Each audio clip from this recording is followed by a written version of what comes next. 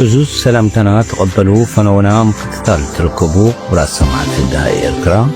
أبزز اللغمو سلامتنا نتمننا نروي استدالو زينا حزلكم كالبزر لغو أمير يوانسي نمكتتالكم بخبر عدمكو فلما أرست زينا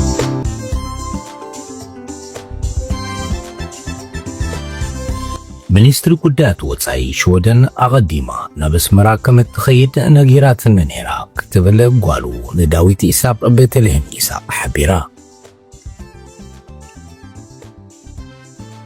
ን35 ዓመታት ኣብ ጄኔቭ ዝተቐመጠ ተስፉ ዝተባህለ ኤርትራዊ ናብ ኢትዮጵያ ክስጎግ ተወሲኑሉ ዞባ ቀርና ኣፍሪካ ናብ ከም የመንን ሶርያን ዝዓይነቱ ሓደገኛ ናይ ውክልና ኩናት የምርሕ ኣሎ ክብል ሓዲስ መጽናዕቲ የጠንቀቕ ኣቶ ጌታቸው ረዳ ብረቡዕ ኣብ ዘውፅኦ ጽሑፍ ስምምዕ ፕሪቶርያ ዝተፈረመሉ ኣዝዩ ኣሰካፊ ወታደራዊ ኩነታትን ካብ ኣቦ ወንበር ሕወሓት ዶክተር ደብረጽዮን ገብረ ሚካኤል ዝተዋህቦ ናይ ህልውና ትእዛዝ ዘቃልዕ ሓድሽ ሓበሬታ ዕላው ገይሩ أرستاتي يخون كسوم تسانيخم زرزراتو يسعب ሚኒስትሪ ጉዳያት ወፃኢ ሽወደን ኣቐዲማ ናብ ኣስመራ ከም እትኸይድ ነጊራትን ነይራ ክትብል ጓሉ ንዳዊት ኢሳቅ ቤተልሔም ኢሳቅ ሓቢራ ብረቡዕ ነፋሪት ሽወደን ካብ ሽወደን ተበጊሳ ፈለማ ናብ ርእሲ ከተማ ዮርዳኖስ ኦማን ድሒራ ናብ ኤርትራ ከም ዝኸደትን ኣብ ኣስመራ ንገለ ሰዓታት ድሕሪ መጽናዕ ናብ ስዑድያ ከም ተመልሰት ተፈሊጡሎ ኣብዚ ናይ ሰዓታት ጻንሖት ሚኒስትሪ ጉዳያት ወፃኢ ሽወደን ማርያ ማልመር ካብ ነፋሪት ወሪዳ ምስ ሚኒስትሪ ጉዳያት ወፃኢ ኤርትራ ዑስማን ሳልሕ ተዘራሪባ ኤርትራ ነፃነታ ካብ እትረክብ ዝለዓለ ሽወደናዊ በዓል ስልጣን ናብ ኣስመራ ክበጽሕ እዚ ናይ ፈለማ እዋን ብዛዕባ እዚ ጉዳይ ዝተሓተት ቤተልሔም ኢሳቅ እታ ሚኒስተር ቅድሚ ናብ ኣስመራ ምኻዳ ነቲ ሓበሬታ ከም ዘፍለጠታ ገሊጻ ቤተልሔም ጓሉ ነቲ ፍሉጥ ኤርትራዊ ሽወደናዊ ጋዜጠኛ ዳዊት ኢሳቅ ኮይና ዳዊት ተቐማጢ ሽወደን ዝነበረ ኮይኑ ድሕሪ ናጽነት ኤርትራ ናብ ኣስመራ ብምኻድ ሰቲት እትበሃል ናይ ብሕቲ ጋዜጣ ኣብ ምሕታም ጀሚሩ እንተኾነ ካብ 2001 ጀሚሩ ሓይልታት ጸጥታ ኤርትራ ኣብ ኣስመራ ካብ ዝርከብ መንበር ገዙ ወሲዶም ኣብ ቤት ማእሰርቲ ተዳዊኑ ይርከብ ኣብዚ ቀረባ እዋን ሲፒጄ ኣብ ዘውፅኦ መግለጺ ዳዊት ኣብዛ ንነብረላ ዘለና ዓለም እቲ ዝነውሐ ዝተኣስረ ጋዜጠኛ ምዃኑ ምግላጹ ይዝከር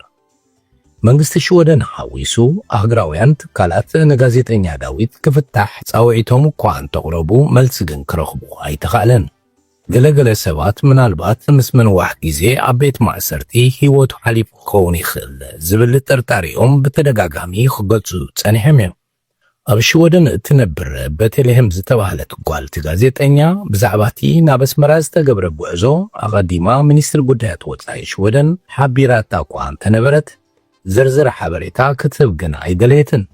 ይኹን እምበር እታ ሚኒስተር ምስ ተመልሰት ገለ ዘሕጉስ ብስራት ሒዛ ከም እትምለስ ርግጸኛ ምዃና ገሊጻ መንግስቲ ኤርትራ ኣብ ዝቐረባ እዋን ነዊሕ ዓመታት ደውጊንዎም ዝጸንሐ እሱራት ክፈትሕ ስለ ዝጀመረ ኣቦኣ ክፍታሕ ዘለዋ ተስፋ እውን ቤተልሔም ትገልጽ ን35 ዓመታት ኣብ ጄኔቭ ዝተቐመጠ ተስፉ ዝተባህለ ኤርትራዊ ናብ ኢትዮጵያ ክስጎግ ተወሲኑሉ ንዝሓለፈ 35 ዓመታት ብዘይ መንበሪ ፍቓድ ኣብ ጄኔቭ ስዊዘርላንድ ክነብር ዝጸንሐ ወዲ 51 ዓመት ተስፉ ሰመዝት ሃገር ናብ ኢትዮጵያ ምስጓግ ይሻባሸቡ ምህላዎም ተገሊጹ ኤርትራ ገና ናጽነታ ከይረኸበትን ከላ ወዲ 16 ዓመት እንከሎ ካብ ኢትዮጵያ ዝወፀ ተስፉ ንሱ ኤርትራዊ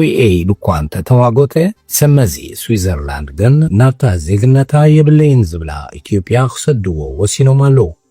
ካብ ዝሓለፈ ወርሒ ጉንበት ጀሚሩ ኣብ ማእከል መዳጎኒ ፍሬም ቦይስ ዝርከብ ተስፉ ኣብ መወዳእታ ወርሒ ነሓሰ ናብ ኢትዮጵያ ንምስጓጉ ዝተገብረ ፈተነ ኣብ ውሽጢ እታ ነፋሪት ዓዊሉ ብምጭራሕን ሓይሊ ብምጥቃምን ስለ ዝተቃወመ እቲ ፓይሎት ከይበርር ብምዕካፉ ምስጓጉ ከም ዝተኣጓጎለ ተገሊጹ ተስፉ ካብ ስዊዘርላንድ ምስጓጉ ብምቅዋም ኣብቲ መዳጎኒ ማእከል እንከሎ ባትሪ ብምውሓጥን ናይ መግቢ ምሕሳም ኣድማ ብምግባርን ተቃውምኡ ክገልጽ ጸኒሑ እዩ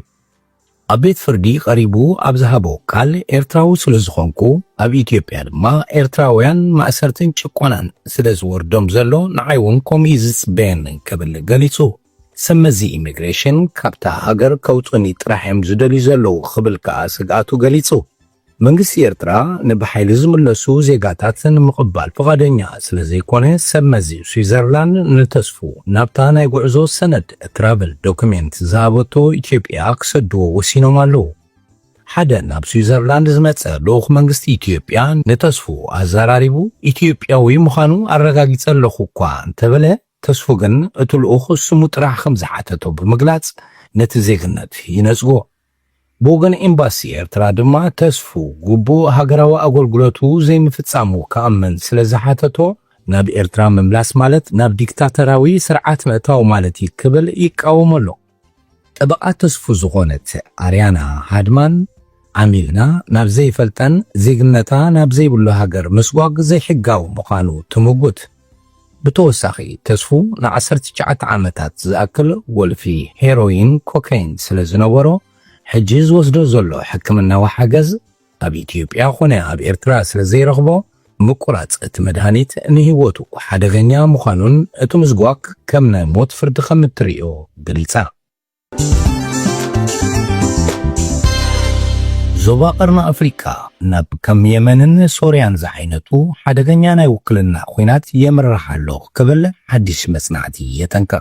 تخرت عالمنا أب مبراق أوروبان مأكراي مبراقن توحيتو أبزرلو اللوان أب قيح بحرن قرن أفريكان أزيو حدغنيا سور زغونة جيوبوليتيكاوي مكياراتي فتر كمزرلو حديش نايس اللي تسبساب عملكيتو أفريكا ريسك كنترول زتبالت قال أبزوتو حديش ناي استراتيجيكاوي اللي تسبساب كمزغلتو كينات سودان وتري إرتران إثيوبيان كمون زي تدلية متتاو كم أمريكا سعود عرب حبرات إمارات قبسي إيران روسيا تشاينا ببينو زرقة تنات أتسيلو زلو قداي زي كونس نبحاده زتوهادن قالس سرعات سينجل كونتس سيستم يمرحالو إذا قالس دما أب مكوتصار مسمر نقدي أفدق بحرن استراتيجيكاو محزنتن زتكوري خبل قليسولو እትጸብጻብ ነቲ ሓድሽ ምዕባለ ንምርዳእ ኣብ ቀረባ ግዜ ዝተረኣዩ ፍጻሜታት ከም መርትዖ ይቕርብ ሱዳን ስዑድ ዓረብ ንኣሜሪካ ኣብ ጉዳይ ሱዳን ኢዳ ክትእቱ ፀቕጢ ዝገበረትሉ ምኽንያት ነቲ ኩናት ከም ርሑቕ ናይ ኣፍሪካ ጉዳይ ዘይኮነስ ከም ናይ ቀይሕ ባሕሪ ፀጥታ ስጋት ስለ ዝወሰደቶ እዩ ኤርትራ ኣብዚ ተሃዋሲ እዋን ፕረዚደንት ኢሳያስ ኣፈወርቂ ናብ ፖርት ሱዳን ዘካየዶ ልዑል ደረጃ ዘለዎ መብፃሕ ንጹር ፖለቲካዊ ምውጋን ዘመላኽት እዩ ኢትዮጵያ ብወገን ኢትዮጵያ ድማ ጉዳይ ኣብ ደገ ባሕርን ሶባዊ ፅልዋ ዝፈጠሮ ናይ ውሽጢ ፀብጥን ናይ ደገ ዲፕሎማስያዊ መልእኽትታት ይውስኽ ኣሎ እቲ ፀብጻብ ዝሕለፎ ቀንዲ መጠንቀቕታ እቲ ዞባ ከም ናይ የመንን ሶርያን ዓይነት ናይ ውክልና ኩናት ምምቕቓል ምልክታት የርኢ ከም ዘሎ እዩ እዚ ማለት ድማ ግዳማውያን ሓይልታት ብቐጥታ ንሕዶም ካብ ዝዋግኡ ረብሖም ንምሕላው ንናይ ውሽጢ ሓይልታት ብምምዋል ምዕጣቕን ዘካየድዎ ሓደገኛ ኩናት እዩ ARC ኣብ ትንተንኡ ከምዚ ዓይነት ስርዓት ሓንሳብ ምስ ተተኽለ ንምምላሱ ኣዝዩ ከቢድን ኣጸጋምን ምዃኑ የጠንቅቕ እዚ ጉዳይ ብፍላይ ብጂኦግራፍ ኣገዳሲ ዝገብሮ ቀይሕ ባሕሪ ዓበ ክፋል ናይ ዓለምና ንግዲ ኮንቴይነራት ዝመላለሰሉ መስመር ብምዃኑ እዩ ኣብ ሱዳን ዘሎ ኩናት ይኹን ኣብ መንጎ ኤርትራን ኢትዮጵያን ብጌጋ ክፍጠር ዝኽእል ግጭት ሳዕቤኑ ንቐርኒ ኣፍሪካ ጥራሕ ዘይኮነስ ንዓለም ለኻዊ ንግዲ ዋጋ መድሕን ኢንሹራንስ መራኽብን ምጉታት ሰንሰለት ኣቕርቦትን ዓብ ጽልዋ ዘለዎ ምዃኑ ብምሕባር ቀደም ዝነበረ ናይ ምርግጋእ ግምታት ሕጂ ከም ዘይሰርሕ ንኢንቨስተራትን ፖለቲከኛታትን የጠንቅቕ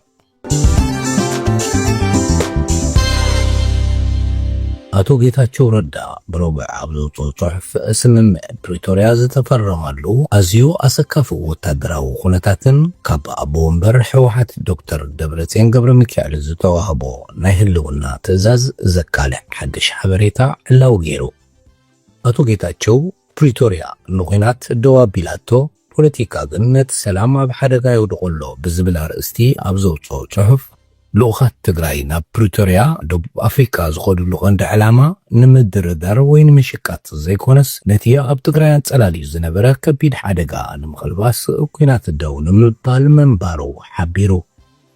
አቶ ጌታቸው ንመጀመሪያ ጊዜ ኣብ ዘቃልዑ ጽሑፍ ካብ ማእከላይ ኮማንድ ትግራይ ዝተዋህቦ መምርሒ ዝኾነ ይኹን ቅድመ ኩነት ከየቐምጥካ ግጭት ደው ኣብል ዝብል መንባሩን ብተወሳኺውን ደብረጽዮን ከይተሰማምዓኻ ከይትምለስ ዝብል ቀጥታን ጽኑዕን ትእዛዝ ከም ዝሃቦ አቶ ጌታቸው ገሊጹ። እቲ ልኡኽ ኣብ ደቡብ ኣፍሪካ ኣብ ዝነበረሉ እዋን ምስ መራሕቲ ሕወሓት ይገብሮ ንዝነበረ ናይ ጽሑፍ መልእኽቲ እውን ኣብቲ ጽሑፍ ዕላው ኮይኑሎ። بمسرت تمرداتا سممع قدم مفرامو حدا مالتا أقدمو نوفمبر حدا أسرع كلتن أتو ጌታቸው لدكتور دبرتين عبز سددلو ملأختي زتو السنة ترف سلطان حزنان مترف نفتنا لنا كم زبادة أسفيرو الله بفلاي دما نوفمبر كلتن تسممع كفرم عبز نبربلو وسان الساعات دكتور دبرتين كاب تقراي زسددلو ملأختي ኩነታት ፒናት ክሳብ ክንደይ ናይ ህልውና ምጥፋእ ተቃሪብና ከም ዝነበርና ዘርኢ ዶክተር ደብረጽዮን መልእኽቱ ዓዲግራት ኣብ ኢድ ጸላኢ ክትወድቕ ጫፍ በቲሓላ ስምምዕ ደው ምባል ተኽሲ ሎሚ ክፍረም እንተተኻኢሉ ጽቡቕ እንተዘይኮይኑ ግን ከመይ ንከላኸል ዝብል ስትራቴጂካዊ ውሳኔ ሎሚ ምሸት ወሲና ትግባረ ክንጅምር ኢና ዝብል ትእዛዝ ከም ዝለኣኸሉ አቶ ጌታቸው ኣቃሊዑ። አቶ ጌታቸው ኣብ ቀረባ እዋን ምስ አልጀዚራ ሄድ ሲሄድ ኣብ ዝገበሮ ቃለ መሕተት እውን ተታሒዙ ዝተላዕለ ናይ ክሕደት ክስን ነቐፌታን እውን መልሲ ሂቡሉ ኣሎ። ከም ምዕራብ ትግራይን ራያን ዝኣመሰሉ ኣዝዮም ተሓዋስያን ጉዳያት ኣብቲ ድርድር ንጎኒ ዝተገድፈሉ ምክንያት መሬት ሕሊፍካ ንምሃብ ዘይኮነስ ነቲ ዘተ ብሰንኪ ዞም ጉዳያት እንተፈሪሱ ክስዕብ ዝኽእል ዝነበረ ዝኸፍአ ናይ ህልውና ሓደጋ ንምውጋድ ከም ዝነበረ መጒቱ እቲ ዝተገብረ ምርጫ ንህልውና ህዝብና ቅድሚት ብምስራዕ ዝበለ መከራኸሪ ድማ ኣቕሪቡ። አቶ ጌታቸው ኣብ መወዳእታ ስምምዕ ፕሪቶሪያ ንኽልል ትግራይ ናብ ሰላም ንምምላስ ከም ዓብ ዕድል ዝውሰድ ሽሻይ ድሕሪ ምባል ሕጂ እውን ንውሽጣዊ ፖለቲካዊ ሸርሕን ስልጣንን መሳርሒ ይኸውን ከም ዘሎ እዚ ፖለቲካዊ ፀወታ ድማ ነቲ ተረኺቡ ዘሎ ሰላም ኣብ ሓደጋ የውድቆ ከም ዘሎ ኣጠንጢቑ።